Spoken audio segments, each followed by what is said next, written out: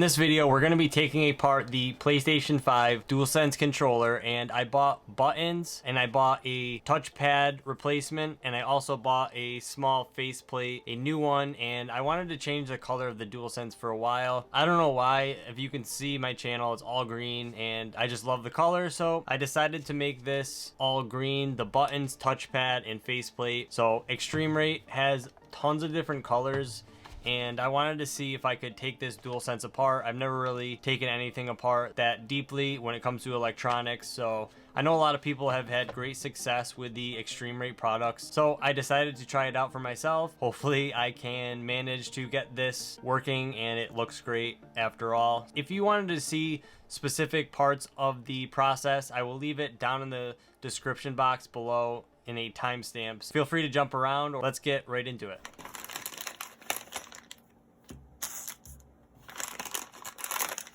So I'm just going to take everything out of the package and kind of lay everything out so I know what I have. So there's a lot of duplicate stuff. So this is all for the touchpad.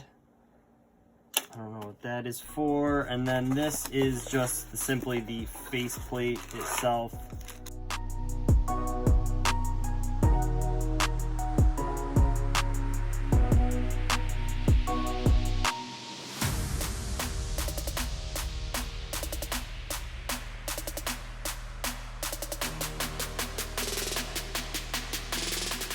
Part is the battery. So the battery is connected, and I think it just pulls out.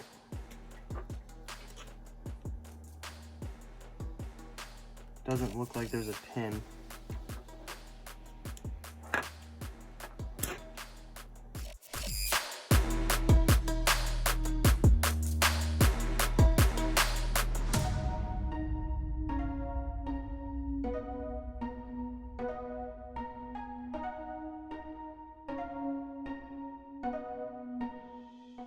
Video I was using from eXtremeRate was a little bit older, so I found a newer video that explained the part that I was at because it looked a little different, and I was like, what the heck? So now I have to take off these screws here.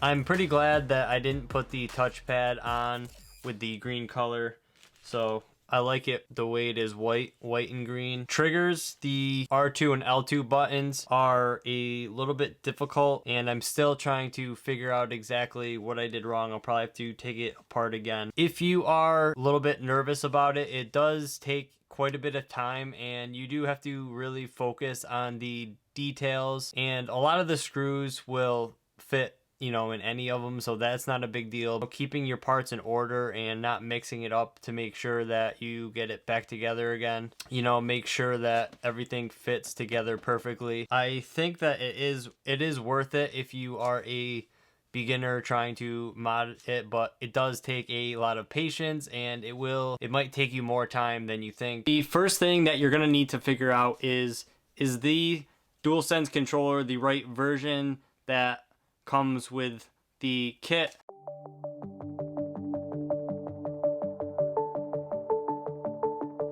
And everything worked just fine, but the touchpad here itself, I ordered a green touchpad, and I realized that the touchpad was a little bit different from the original version, and also that they stuck the chip right onto the touchpad itself, so I didn't want to go that far into the modification process.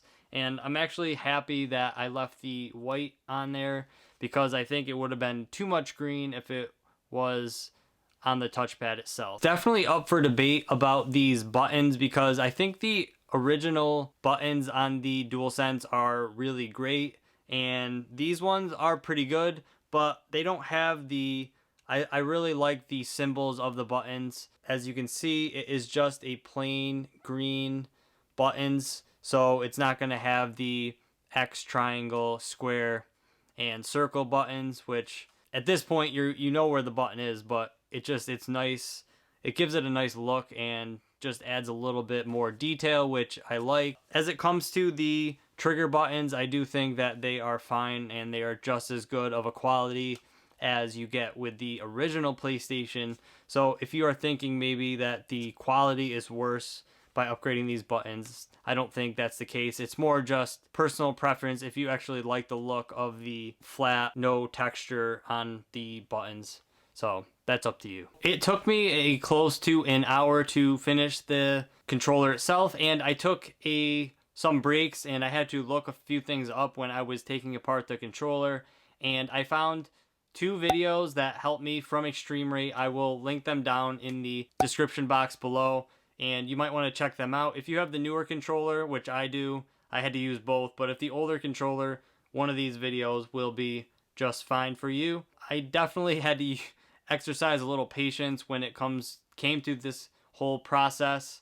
And I mean, I know some people might think it's pretty self-explanatory, but for me, I was just like, yeah, I'll take some of these screws out, you know, just take it all apart and put it back together kind of quickly. But it is a little bit of a slower process. As you can see in the eXtremeRate video from the manufacturer, it is a 30-minute video. So for them, it took 30 minutes. So they know what they're doing. And for me, not knowing exactly what I was doing, it took me about an hour. And then again, like I said, I couldn't really get the L2 and R2 triggers to work properly, so it took me a while to figure out how to do it. So there are 2 reasons why I went and bought the eXtremeRate version, and I thought they are a good company. I think they've been around for a while, so I trusted them. I wanted to make a green controller, so I love the color green, and I know PlayStation is blue, so you can't really get a green PlayStation controller at the moment. I wanted a little bit of a challenge to see if I could do this without breaking my controller. It was definitely worth going through the process, and it was interesting to see how this controller works, being that this was my first modification and really taking apart a controller, really going deep into the components that is within the controller. I will leave everything again down in the description box, the Amazon links for the buttons and touchpad that I got from eXtremeRate, and also the 2 videos that I used to disassemble and put the controller back together, because the first video from eXtremeRate that I used, they were using the older controller and I couldn't figure out how to get the triggers to work, so I used the second video from them that was a little more modern, I think like 7 months or 6 months old, that will help you finish what you started. And of course, if you like console gaming and you want to help support the channel, you can hit the subscribe button or watch this video right here.